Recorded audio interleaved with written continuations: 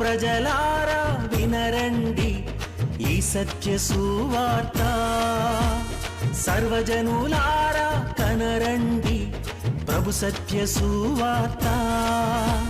వినవచ్చిన ప్రియులకు విమోచన యేసు వార్త.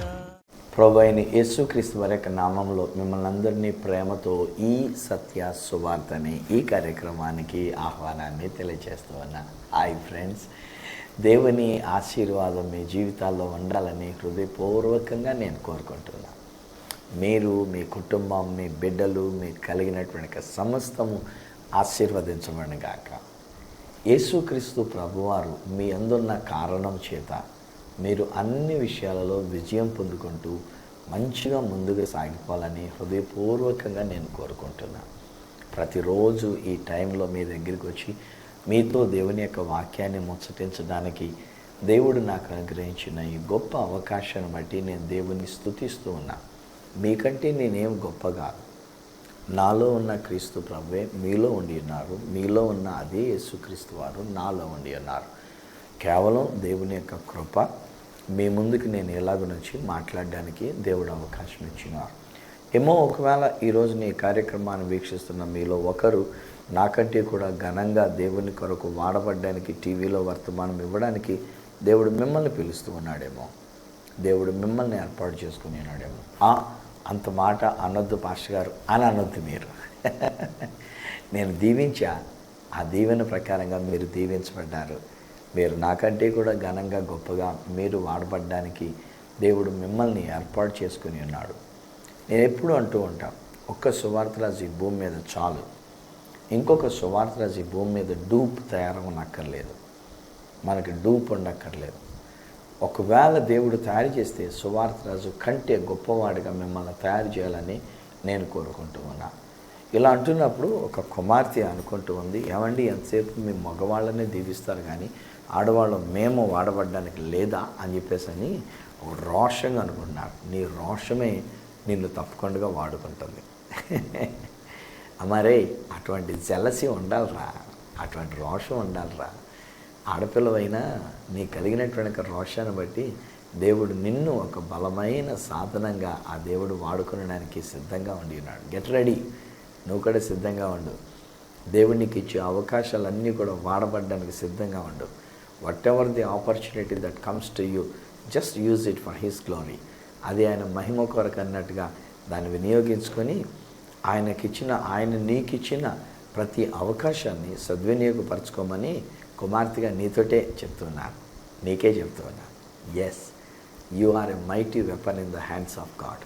నీవు దేవుని చేతిలో ఒక బలమైన సాధనంగా నీవు ఉన్నావు, ఉంటావు కాదు, ఉన్నావు. నీవు ఒక మైటీ వెపన్, నీవు ఒక బలమైన సాధనమై ఉన్నావు, బలమైన ఆయుధమై ఉన్నావు. God bless you dear. దేవుడు నిన్ను బహుగా, నీడ్ నాట్ కాల్ మీ, నేనేం ప్రవచనం నీ కొరకు చెప్పానని చెప్పేసి అని మళ్ళీ నాకు ఫోన్ చేసి అయ్యా మీరు చెప్పిన మాట ప్రకారంగా అనక్కర్లే. దేవునికి మహిమ. దేవుడు పలికించాడు, దేవుడు నెరవేర్చుకుంటాడు. పలికించిన వాడు దేవుడు, ఘనత ఆయనకే. నేను కేవలం ఒక పోస్ట్ మ్యాన్ లాంటి అంతే. ఆయన పలికించమన్న మాట పలికానంతే తప్ప అంతమించి నా గొప్పతనం ఏం లేదు. But I know for sure ఈ రోజుని ఒక కుమారుడి విషయంలో నేను మాట్లాడుతున్నా, అలాగే ఈ రోజున మీ గురించి నేను మాట్లాడుతున్నా. దేవుడు మిమ్మల్ని ఒక బలమైన సాధనంగా ఆయన వాడుకున్నాడు. యాక్చువల్లీ ఇవాళ నా మెసేజ్ దేవుడు ఇచ్చినటువంటి సందేశం వేరు, కానీ ప్రారంభించేసరికి ఇలాంటి మాట దేవుడు పలికించారు. సో ఐ డోంట్ నో, బహుశా ఈ రోజుని నా మాటలు వింటున్నటువంటి వారిలో ఒకరు, నా మాటలు వింటున్న వారిలో ఒక కుమార్తె దేవుని చేత నీవు ఏర్పాటు చేయబడి ఉన్నావు కనుక దేవునికి కృతజ్ఞతాస్తుతులు చెల్లిస్తూ ఆయన చేతిలో వాడబడాలని నేను మిమ్మల్ని కోరుకుంటూ ఉన్నా. ఈరోజు ప్రభు నాకు ఇస్తున్న ఒక అంశం ఏమిటంటే, బైబిల్ గ్రంథంలో మనకు తెలిసినటువంటి ఒక వచనం ఒకటి మొదట జ్ఞాపకం చేస్తున్న. రోమపత్రిక 8వ అధ్యాయం 28వ వచనం నాకు చాలా ఇష్టమైనటువంటి ఒక వచనం. దేవుణ్ణి ప్రేమించు వారికి, అనగా ఆయన సంకల్పం చొప్పున పిలువబడిన వారికి మేలు కలుగుటకై సమస్తమును సమకూడి జరుగుచున్నవని ఎరుగుదుము. మేలు కలుగుటకై సమస్తమును సమకూడి జరుగుచున్నవని ఎరుగుదుము. Sometimes we get so many problems కదా.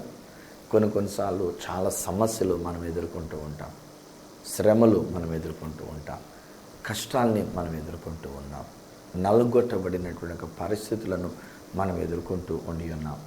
సో తత్ఫలితం మనం ఏమనుకుంటామంటే, వాట్ హ్యాపెండ్, ఎందుకు ఇట్లా జరుగుతుంది, ఎందుకు నాకే ఇట్లా జరగాలి, ఎందుకు మా కుటుంబంలో ఇలాంటి పరిస్థితి రావాలి, ఎందుకు నాకు ఈ శ్రమ కలిగింది, ఎందుకు నాకు ఈ పరిస్థితి. ఇది మన యొక్క ప్రశ్న. వై ఈరోజున మీరు కూడా బహుశా వై అనే మాట అడుగుతూ ఉన్నారు కదా, ఎందుకండి మాకు ఎందుకు ఇట్లా జరిగింది పాస్టర్ గారు, నాకు ఎందుకు ఈ శ్రమ వచ్చింది, నాకు ఎందుకు ఇంత కష్టం, భరించలేనంత ఈ కష్టం నాకు ఎందుకు ఇట్లా కలగాలి.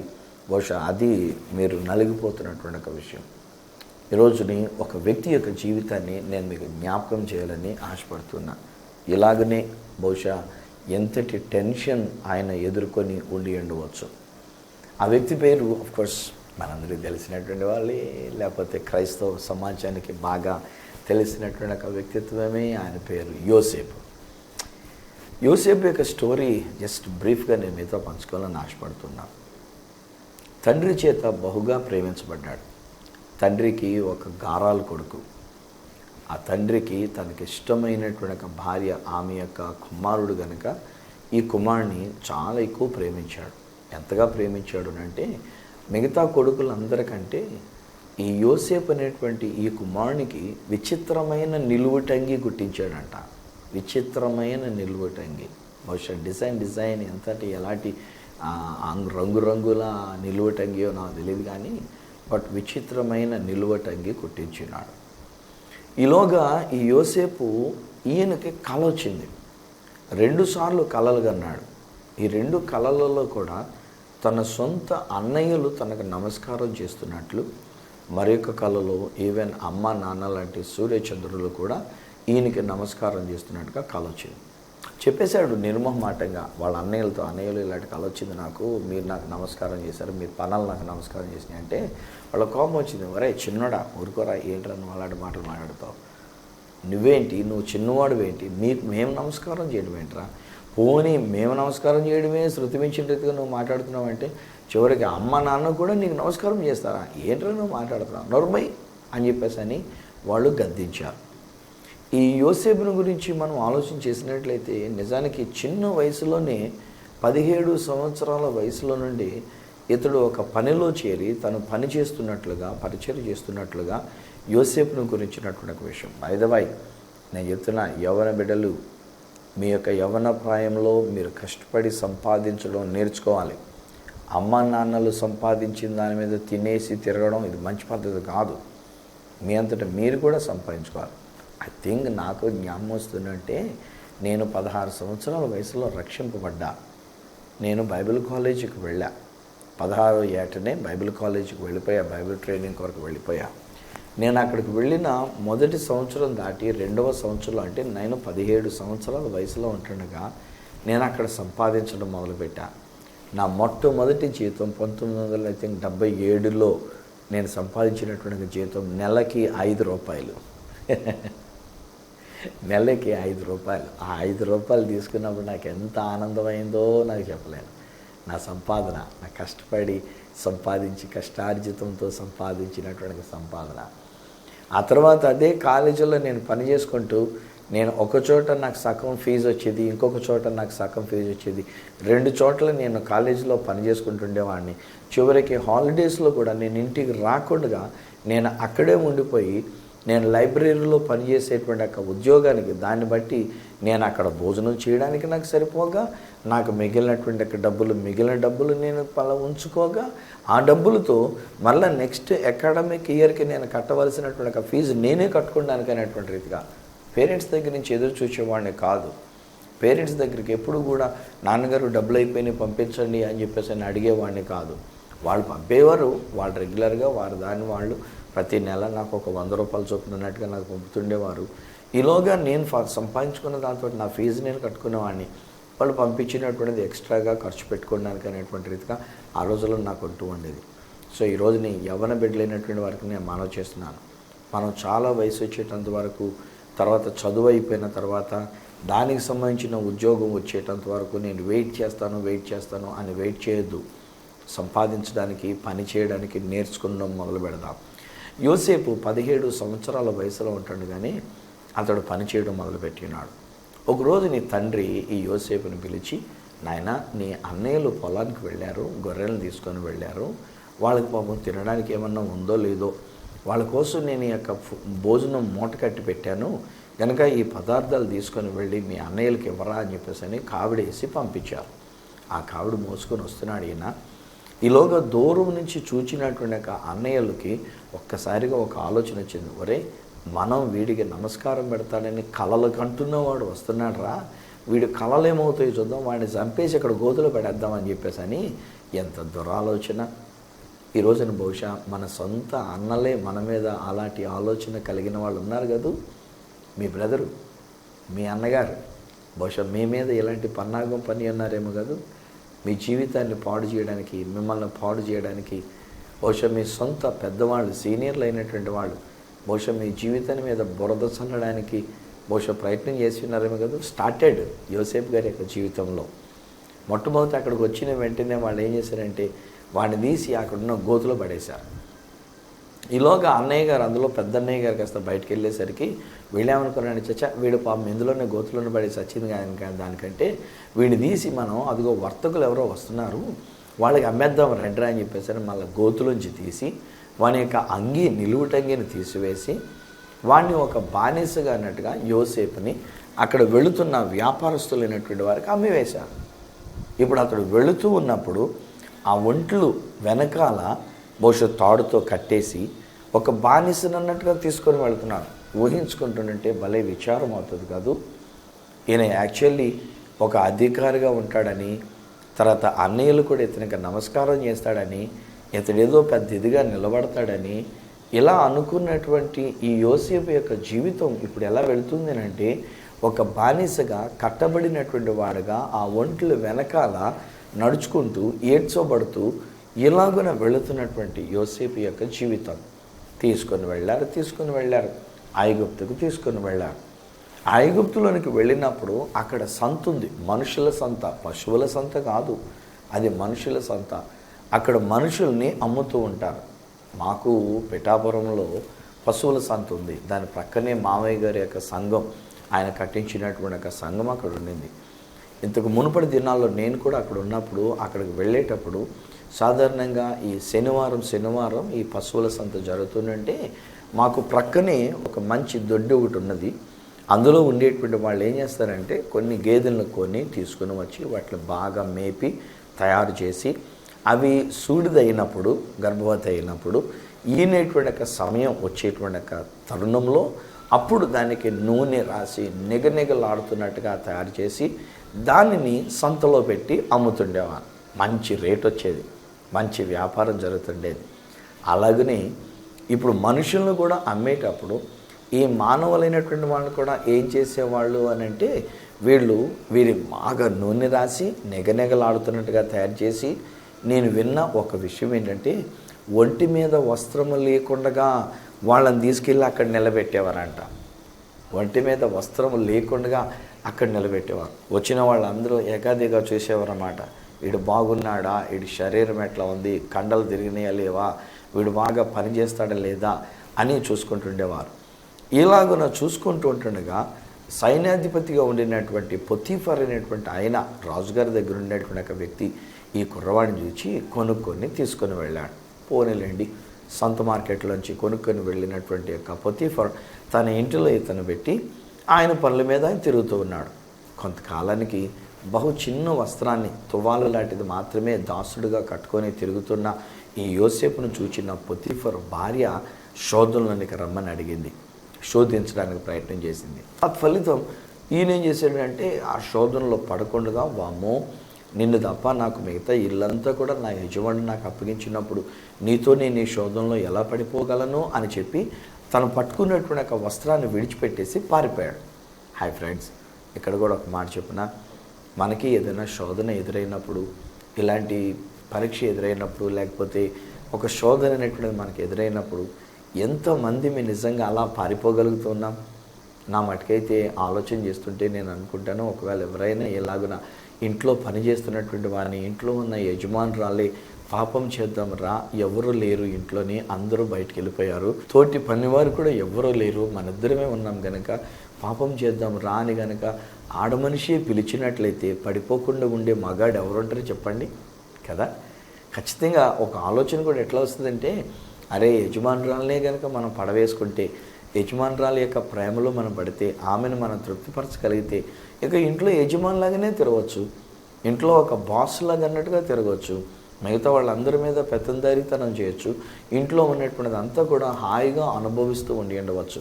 దాసుడు అన్న పేరే ఉంటుంది తప్ప నిజానికి ఒక యజమాని లాగన్నట్టుగా ఇంట్లో ఉండేటువంటి గొప్ప అవకాశం ఈ యొక్క యవనస్తుడు అయినటువంటి ఒక యోసేపు వచ్చింది. యవనస్తుడు మంచి బలం కలిగినటువంటి వాడు. బహుశా నేను అనుకుంటాను ఆ వయసుకి 30-33 సంవత్సరాల వయసులో ఉండినటువంటి ఒక మంచి యవనస్తుడిగా ఉండినటువంటి వాడు.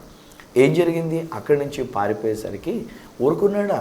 తిరిగి ఆ భర్త వచ్చిన తర్వాత ఈవిడ చెప్పినటువంటి ఒక మాటలు బట్టి, భార్య చెప్పిన మాటలు బట్టి భర్త పొతిఫర్ ఏం చేశాడంటే మనోడిని వెతికించి పట్టుకొని తీసుకొని వచ్చి రాజ ఖైదీలు ఉండేటువంటి ఒక చెరసాలలో వేయించడం జరిగింది. అక్కడ మళ్ళీ ఒక ఇద్దరు ఉన్నారు ఈయనతో పాటును. వాళ్ళిద్దరికీ కల వచ్చి ఒక రోజున వాళ్ళు దిగాలుగా ఉండి ఉన్నారు.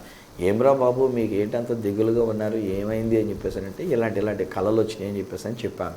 వెంటనే ఈయన ఆ కళ యొక్క భావాన్ని వాళ్ళకి తెలియచెప్పాడు. అందులో ఒకడు చనిపోతాడని, మరి ఒకడేమో తిరిగి మళ్ళీ తన ఉద్యోగంలోనికి వెళ్తాడు అనేటువంటి ఒక మాటని తెలియజెప్పి ఉన్నాడు. ఆ మాట ప్రకారంగా వాడు ఉద్యోగానికి వెళ్ళేటప్పుడు ఇతడు యోసేపు అతన్ని ఒక రిక్వెస్ట్ చేశాడు, నాయన నేను అన్యాయంగా ఇలా చెరసాల్లో ఉన్నాను రా, నేను ఏ తప్పు చేయలేదురా, పొతిఫర్ భార్య నా మీద నింద వేసి నన్ను ఇలా తీసుకొచ్చి చెరసాల్లో పెట్టించారు, రాజుగారి దగ్గరికి వెళ్ళిన తర్వాత నన్ను ఒక్కసారి జ్ఞాపకం చేసుకో, వీలైతే చిన్న రికమెండేషన్ చేసి రాజుగారితో చెప్పి నన్ను ఈ చెరసాల్లోంచి బయటికి తీసుకొని వద్దు కానీ అని చెప్పేసి అని చెప్తే అతడు వెళ్ళి దాదాపు 2 సంవత్సరముల పాటు అతడు అక్కడే మర్చిపోయాడు. అతని యొక్క ఉద్యోగంలో అతను ఉన్నాడు, చెరసాల్లో ఉన్న యోసేపును మర్చిపోయాడు. ఇప్పుడు ఈ యోసేపుకు కలిగినటువంటి ఒక విషయం ఇది మనం జ్ఞాపకం చేసుకుందాం. యోసేపునకు దేవుడిచ్చినటువంటి ఒక కళలు ఒక అధికారిగా ఉంటాడని, అతనికి చివరికి తన యొక్క సహోదరులు సైతము ఆయనకు నమస్కారం చేస్తారని, ఇట్టి కళ కలిగినటువంటి ఒక యోసేపు ఈలోగా తనకు ఎదురైన పరిస్థితులు ఏంటంటే ఒక గోతిలో పడవేయబడ్డాడు, గోతులోంచి తీసి వర్తకులకు అమ్మివేయబడ్డాడు, ఆ ఒంట్లు వెనకాల ఒక బానిసగా ఏడవబడుతూ వెళ్ళి ఉన్నాడు, సంతలో ఇతడు ఒక అమ్మబడేటువంటి ఒక వస్తువులాగా అన్నట్టుగా ఇతడు అక్కడ సంతలో పెట్టబడి ఉన్నాడు. అక్కడి నుంచి పొతిఫర్ ఇంటిలోనికి వచ్చినప్పుడు పొతిఫర్ ఇంట్లో మాటికి ఆ పొతిఫర్ భార్య ఇతన్ని శోధించడం మొదలుపెట్టింది. అక్కడి నుంచి తప్పించుకుందాం కదా అని చెప్పేసి పాపం చేయకుండా తప్పించుకుంటే చెరసాలలో వేయబడ్డాడు. చెరసాలలో ఉన్నటువంటి వాళ్ళకి కలబామని చెప్పి వాడు తిరిగి ఉద్యోగానికి వెళ్ళి జ్ఞాపకం చేసుకోరంటే 2 సంవత్సరాలు మర్చిపోయాడు. See what had happened. ఈరోజున బహుశా ఎందుకంటే మించినటువంటి శ్రమ మనకెక్కడుంది చెప్పండి. ఈరోజున మన కళలన్నీ చెదిరిపోయినటువంటి రీతిగా ఉండి అన్నావు కాదు. ఇందాక నేను ఒక మాట మాట్లాడుతూ మీలో ఒక కుమార్తె దేవుడు నిన్ను సేవ కొరకు పిలుస్తున్నాడు, బలంగా వాడుకుంటాడు అని నేను చెప్పాను. ఒక యవనస్తుడు లేక ఒక సహోదరుడు దేవుడు నీకు నాకంటే కూడా మిమ్మల్ని దేవుడు ఒక ఘనమైన రీతిలో వాడుకోబోతున్నాడు అని నేను చెప్పాను.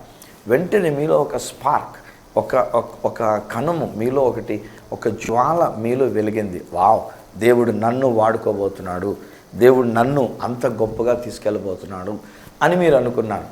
ఈలోగా మీకు ఎదురయ్యేటువంటిది బహుశా శ్రమ, కష్టము, ఇబ్బంది, చెరసాల, బానిసత్వము, దాసత్వము, శోధన, ఇలాంటి విషయాలన్నీ బహుశా మీకు ఎదురవుతూ వచ్చినాయి.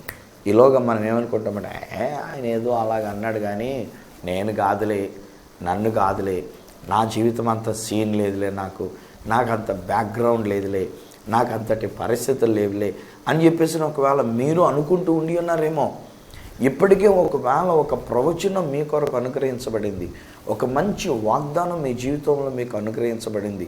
కానీ ఈరోజు మీకున్న పరిస్థితి చూస్తే ఒక ఫెయిల్యూర్ బహుశా మీ జీవితంలో ఎదురైనటువంటిది, అన్నీ చెదిరిపోయినటువంటి రీతిగా మీకు అనిపించినటువంటిది, మీ యొక్క కళలన్నీ చెదిరిపోయినట్టుగా మీకు అనిపిస్తూ ఉన్నటువంటిది. మీ చుట్టూ ఉన్న వాతావరణం చూస్తుంటే ఎట్టి పరిస్థితుల్లో కూడా మీరు అనుకున్న ఆ విషయం, మీకు వాగ్దానం చేయబడినటువంటి ఒక విషయం మీ జీవితంలో ఇక నెరవేర్చబడదు అన్నంత పరిస్థితుల్లోనికి మీ జీవితం ఇప్పుడు కనబడుతుంది. బట్ డోంట్ వర్రీ, ఈరోజు నేను మొదటిగా వాక్యం జ్ఞాపకం చేసిన ప్రకారంగా దేవుణ్ణి మనం ప్రేమిస్తూ ఉంటే, దేవుని యొక్క చిత్త ప్రకారంగా, ఆయన సంకల్ప ప్రకారంగా మనం పిలువబడి ఉంటే సమస్తమును సమకూడి మన మేలుకే జరుగుచున్నవి. సమస్తమును సమకూడి మన మేలుకే జరిగేటువంటి ఒక విషయాలు. సో ఏం జరిగింది ఈ రూట్ అంతాను నేను ఆలోచన చేస్తుంటే, చూడండి, ఎక్కడో ఉండిన యాకోబు యొక్క కుమారుడైనటువంటి ఒక యోసేపు తను ఒక అధికారంలోనికి వెళ్ళాలి అని అంటే, తనకు వీరందరూ నమస్కారం చేసే పరిస్థితి రావాలి అని అంటే ఈ మార్గము గుండా తను వెళ్ళాలి ఖచ్చితంగా. మొదట బావిలో పడ్డాడు, షాటర్ అయిపోయింది. బానిసగా అమ్మబడ్డాడు, దాసుడుగా వెనకాల ఒంట్లు వెనకాల ఏడవబడుతూ వెళుతూ వచ్చాడు. పోనీ ఒక ఇంట్లో పనివాడుగా వెళ్ళాడు అని అంటే అక్కడి నుంచి మళ్ళీ వెళ్ళి చెరసాలలో వేయబడి ఉన్నాడు. But that is not the end of it. అక్కడతో అంతమైపోయినటువంటిది కాదు, అక్కడే జీవితం ముగిసిపోయినటువంటిది కాదు, అక్కడ చెరసాల్లోనే అతడు ఉండిపోయినటువంటిది కాదు. ఆ విషయాలను మనం గమనిస్తుంటే ఇప్పుడు దేవుడు జోక్యం చేసుకున్నాడు. when there was a fullness of time, దేవుని యొక్క అనుకూలమైనటువంటి సమయం, సంపూర్ణమైనటువంటి కాలం వచ్చినప్పుడు దేవుడు ఏం చేశాడంటే, ఇతడు మర్చిపోయాడు, చెరసాల్లో ఉంచబడ్డాడు యోసేపు. బహుశా పొతీఫర్ పెద్ద నింద వేసి ఉన్నాడు, వీడు నా ఇంట్లో బానిసగా పెట్టుకొని నమ్మకంగా వీడికి బాధ్యతలను అప్పగిస్తే నా భార్యకే ఎసర పెట్టడానికి వచ్చాడు వీడని చెప్పేసి అని బహుశా ఎన్ని బాధలు పెట్టి ఉండి ఉంటాడో యోసేపు అనేటువంటి వాని విషయంలోని. కానీ ఇప్పుడు దేవుడు జోక్యం చేసుకున్నప్పుడు ఏం జరిగిందంటే, రాజుగారికి ఒక కళ ఇచ్చాడు దేవుడు. ఆ కళ అర్థమేంటో తెలియకుండా రాజుగారు కలత పడుతూ వచ్చినారు. ఈ రాజుగారు ఇలా కలతతో ఉండి ఉన్నారేంటని చెరసాల్లో కలభావం చెప్పబడినటువంటి వాడు పానాపన్నాన్ని ఇక్కడ అర్పిస్తుందంటే, ఇక్కడ ఆయనకి పానం పోస్తుందంటే రాజుగారి యొక్క విచారవదనాన్ని చూచి ఏమైంది రాజా అని పలకరించినప్పుడు, రాత్రి నాకు ఒక కళ వచ్చిందయ్యా, ఆ కళ యొక్క భావం ఏంటో నాకు తెలియట్లేదు. అప్పుడు వెలిగింది వీడికి, అయ్యా మీరేమనుకోకపోతే ఒక మాట చెప్తారండి, నాకు ఆ కళ వచ్చింది 2 సంవత్సరాల క్రితం, నేను చెరసాల్లో ఉంటుండగా. ఆ కళ యొక్క భావాన్ని చెప్పాడు ఆ యొక్క యవనస్తుడు. ఆ కళ భావం చెప్పిన ప్రకారంగానే ఒకరిని ఉరి తీసేశారు, నన్ను తీసుకొచ్చి మీ దగ్గర ఉద్యోగానికి పెట్టారు. అతన్ని కనుక మనం పిలిపిస్తే మీ యొక్క కళ యొక్క భావాన్ని చెప్తాడండి అని ఎప్పుడైతే రాజుగారికి చెప్పాడో వెంటనే చూడండి ఇప్పుడు జరుగుతుంది మరలా రియాక్షన్. అక్కడ ఏమైందంటే, మనుషులు వెళ్ళారు, చెరసాల్లో ఉన్నటువంటి ఒక యోసేపుని పిలిచారు. బహుశా గడ్డం పెరిగిపోయింది కనుక, మాసిపోయిన గడ్డంతో ఉండి ఉన్నాడు కనుక గడ్డం క్షౌరం చేయించారు, మంచి వస్త్రాలు వేయించారు, రాజుగారి దగ్గరికి తీసుకొని వచ్చినారు. ఇప్పుడు రాజుగారు తన యొక్క కళను చెప్పినప్పుడు ఆ కళ యొక్క భావాన్ని యోసేపు చెప్తున్నాడు. అయ్యా 7 సంవత్సరాలు బాగా పంటలు మనకు పండుతాయి, మరి 7 సంవత్సరాలు మనకు కరువు రాబోతుంది కనుక ఇది మనం చేయాల్సినటువంటి విషయం. అప్పుడు రాజుగారు వెంటనే అంటారు, నీకు మించిన వ్యక్తి ఎవరున్నారు నాయనా, ఇదిగో నా ఉంగరం నీకు ఇస్తున్నా, నీవే నా తర్వాత రాజు అంతటి రాజువే, నా ఇంటి మీద నా భార్య మీద తప్ప మిగిలినటువంటి మొత్తం రాజ్యం అంతటి మీద నీకే అధికారం ఇస్తున్నానని చెప్పేసి అని యోసేపుకి అధికారం ఇచ్చినప్పుడు ఇప్పుడు యోసేపు అందరికీ భోజనం పెడుతూ ఉన్నాడు. అందరికీ అఫ్కోర్స్ అక్కడ కూడా ఒక మాట చెప్తానండి, పగ తీర్చుకోలేదు యోసేపు. పొతీఫర్ భార్యని పిలిపించి, ఏమ్మా నువ్వు నా గురించి ఇలా నువ్వు చేసావు, నన్ను చెరసాల్లో తీసుకెళ్ళి పెట్టావు, నేను నిజంగా నీతో తప్పు చేశానా, తప్పు చేయకుండా నేను పారిపోతే నన్ను తీసుకెళ్ళి చెరసాల్లో పెట్టించావు అని చెప్పేసి అని ఆమె మీద పగ తీర్చుకోలేదు. ఈలోగా ఎక్కడో విషయం తెలిసినటువంటి యాకోబు యొక్క పిల్లలు, కుమారులైనటువంటి వాళ్ళు అనగా యోసేపు యొక్క అన్నలు ఆ తండ్రి పంపించగా ఈ యోసేపు దగ్గరికి వచ్చారు. ఈలోగా ఈయన ఐగుప్తు గెటప్లో ఉన్నాడేమో, ఈయన తమ బ్రదరు తమ్ముడు అని చెప్పేసి తెలుసుకోలేకపోయారు. కల వచ్చినటువంటి ప్రకారంగానే వాళ్ళు రావటమే సాగిలపడి నమస్కారం చేశారంట. యోసేపు చూచి అనుకుంటాడు, తన సొంత అన్నల్ని గుర్తుపెట్టాడు. అన్నలారా, దేవుడిచ్చినటువంటి కళ నెరవేర్చబడింది. ఆ విషయంలో ఇప్పుడు యోసేపు తన అన్నయ్యలకు కన్నీళ్ళు పెట్టుకుంటాడు, ఏడుస్తాడు. ఆ తర్వాత అన్నయ్యలతో చెప్తాడు, అన్నయ్యలారా నేను యోసేపుని మీ తమ్ముడిని అని చెప్తూ ఆదికాండము 50వ అధ్యాయము 19-20 వచనాల దగ్గర ఒక మాట అంటాడు, డోంట్ వర్రీ, దేవుడు అన్ని మన మంచికే సిద్ధం చేశాడు. ఇప్పుడు మీకు మాత్రమే కాకుండా దేశమంతటికీ భోజనం పెట్టేటువంటి వానిగా మీరు చేసిన కార్యమును బట్టి, మీరు చేసినటువంటి ఒక పనిని బట్టి దేవుడు నన్ను ఒక ఆశీర్వాదముగా ఉంచినాడు. ఐగుప్తు దేశానికి దీవెనకరంగా నన్ను ఉంచినాడు. మీకు భోజనం పెట్టడం కొరకు, మీకు ఆకలి తీర్చడం కొరకు దేవుడు నన్ను ముందుగా సిద్ధపరిచాడు. మీరేదో తప్పు చేశారని ఫీల్ అవ్వకండి. మీరేదో నన్ను బానిసగా అమ్మేశానని ఫీల్ అవ్వకండి. ఒకవేళ అక్కడే గోతులోనే విడిచిపెట్టబడి ఉండుంటే, అక్కడే చచ్చిపోయి ఉంటే ఈరోజు నేను మీకు భోజనం పెట్టగలిగుండేవాడిని కాదు, ఈ దేశానికి నేను భోజనం పెట్టగలిగుండేవాడిని కాదు. కనుక అంతా మన మంచికే దేవుడు చేశాడు కనుక దేవునికి స్తుతులే చెల్లిద్దాం. హాయ్ ఫ్రెండ్స్, ఈరోజు నేను మీతో పంచుకున్న మాట ఇది. ఒకవేళ నీవు అనుకున్న కలలు చెదిరిపోయినా, ఒకవేళ నీ జీవితంలో ఎలాంటి శ్రమలు కష్టాలు వచ్చినా, ఒకవేళ ఎలాంటి పరిస్థితులు నీ జీవితంలో ఎదురై ఉన్నప్పటికైనా సరే, ఈ దినం దేవుని యొక్క సేవకునిగా నా ద్వారా దేవుడు మీతో చెప్తున్న ఈ సత్య సువార్త ఏంటంటే, మీ మంచి కొరకే, మీ మేలు కొరకే, ఆ సింహాసనం దగ్గరికి వెళ్ళటం కొరకే. ఒకవేళ కనుక ఆ గోతులనే ఉంచేసి ఉంటే చచ్చిపోయి ఉండేవాడు యోసేపు. గోతులను తీసి బానిసగా అమ్మినప్పుడు ఈ ఐగుప్తు దేశం వాళ్ళకే అమ్మేరు కనుక అతడు ఐగుప్తు దేశానికి తీసుకొని రాబడి ఉన్నాడు. ఇక్కడ సంతలో పెట్టి అమ్మినప్పుడు పొతీఫర్ అనేటువంటి రాజుగారి దగ్గర ఉండేటువంటి వాడు కొనుక్కున్నాడు కనుక రాజుగారి ఇంట్లో శోధన వచ్చింది కనుక ఆ శోధన దగ్గర నుంచి ఇతడు పారిపోయినందుచేత, ఇతడు దాన్ని పట్టుకున్నందుచేత అతన్ని పట్టుకొని తీసుకొని వచ్చి రాజ ఖైదీలు ఉండేటువంటి యొక్క చెరసాలలో వేయబడినందుచేత, రాజ ఖైదీకి కళ భావం చెప్పినందుచేత, ఆ రాజ ఖైదీ రాజుగారికి ఆ విషయం చెప్పినందుచేత అతడు రాజు తర్వాత రాజు అంతటి వానగా. ఇవన్నీ కూడా చూడండి. కష్టాలు వచ్చినప్పుడు కష్టాలు వచ్చినాయని తిట్టుకోకండి రా బాబు.